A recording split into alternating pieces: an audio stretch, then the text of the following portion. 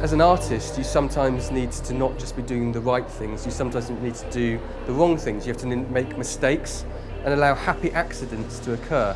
So sometimes the machine might go wrong or the pattern might not go the way you want it to. But out of that, you actually discover something new. So personally, I just think it's important to not be too strict thinking and to allow possibilities for one idea to cross over with another. So maths and science and language and art and architecture and fashion all combine and see what mixture is made. Because when you make things complicated, when there's a few ideas going at once, it's like juggling. And in that process of juggling, it can become confusing, and sometimes it might fall into chaos. But that chaos can be a good thing sometimes, it's not a bad thing. You'll invent something new. It's new music straight out of UK.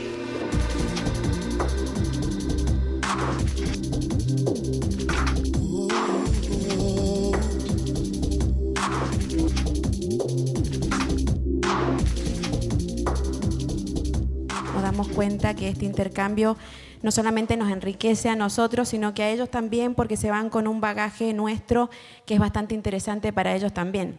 Bienvenidos a todos, buenísimo por los que van a poder aprovecharlo a Julian durante estos 4 días y sacar el mejor provecho de esto. Y a Julian, welcome to South America, welcome to Chile, or welcome to Santiago. Gracias.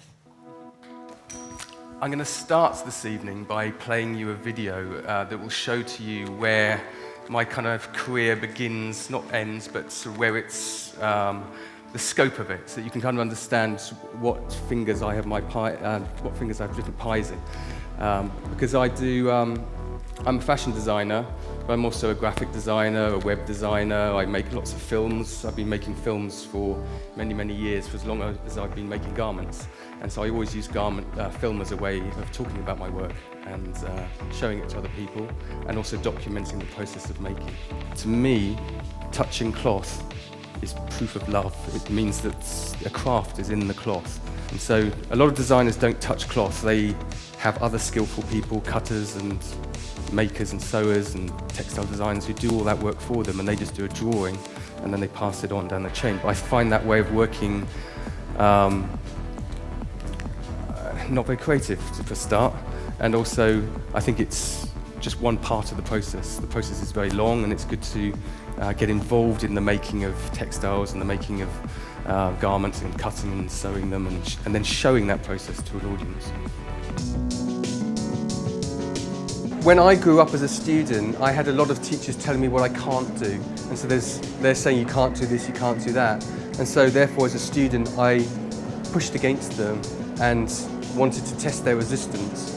Now that I'm a teacher, I'm saying to my students, you know, anything's possible, you can do anything, but then sometimes I think that they need to have resistance to push against. So a lot of the time I try to allow them the freedom to make their own mistakes, so that I'm not just telling them what to do all the time. But sometimes, depending on the project, I will set down parameters and I'll set down rules so that they feel that they can push and be rebels. Because if you're a creative person, you sometimes need to be rebellious, and it's annoying for a rebellious student for a teacher to say, yeah, be rebellious. Tú entras en este lugar con un poco de experiencia de lo que uno quiere hacer y después vas sufriendo de a pouco, porque toda a informação que tu tinha, depois tem que olvidá-lo. Eu acho que é sintonia. Eu até acreditava que eu não entendia muito de modelagem até ver o trabalho dele. Depois disso eu me surpreendi com que realmente a cabeça da gente consegue entender e às vezes não consegue executar. Então ele conseguiu, acho que fazer um link que eu sozinha não conseguia. Nothingness can create shape, and also that gravity can be incorporated into the pattern and be part of it. Muy agradable estar con colegas que los he visto en distintas partes, muy agradable estar con profesoras de otras escuelas, muy rico poder compartir con estudiantes y tener estudiantes que te estén ayudando a trabajar, muy buen ambiente y muy interesante poder conversar con tus pares sobre qué es lo que estás haciendo, qué es lo que te propones, cuál es el desafío que te estás proponiendo.